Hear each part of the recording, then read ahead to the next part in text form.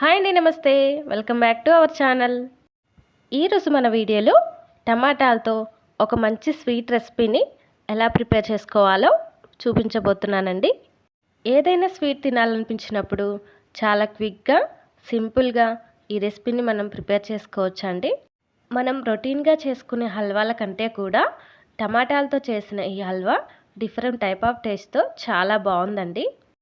ముందుగా 4 టమాటాలను తీసుకొని వాష్ చేసుకొని పీసెస్ లాగా కట్ చేసుకోండి. ఇలా కట్ చేసుకున్న టమాటాలని మిక్సీ జార్లో వేసుకొని మెత్తటి పేస్ట్ లాగా గ్రైండ్ చేసుకోండి.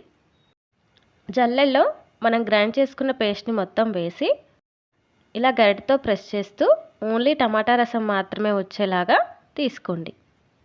ఇలా చేసుకున్నాక వచ్చిన టమాటాని మరొకసారి మిక్సీ జార్లో వేసి 1/2 కప్పు వాటర్ పోసి మళ్ళీ ఒకసారి గ్రైండ్ చేసుకోండి. ఇలా గ్రైండ్ చేసుకున్న పేస్ట్ని కూడా మళ్ళీ జల్లెల్లో వేసి ఓన్లీ టమాటా రసం మాత్రమే తీసుకోండి. ఇలా రెడీ చేసుకున్న టమాటా రసాన్ని పక్కన ఉంచండి.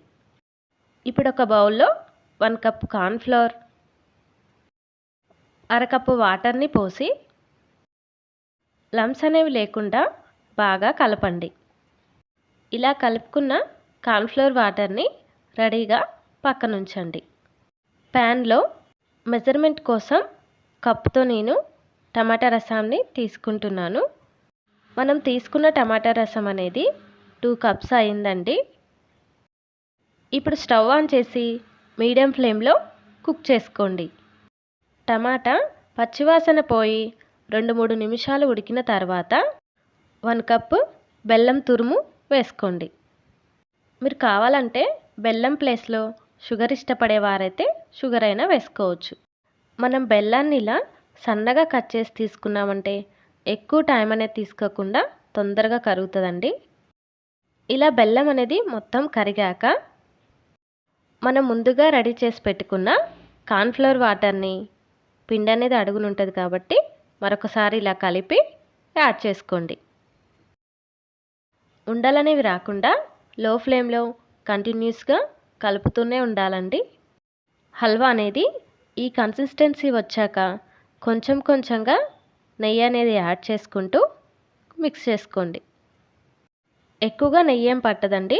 2-3 టేబుల్ స్పూన్లు నెయ్యి వేసుకోవడం వలన హల్వా టేస్ట్ కూడా చాలా బాగుంటుందండి.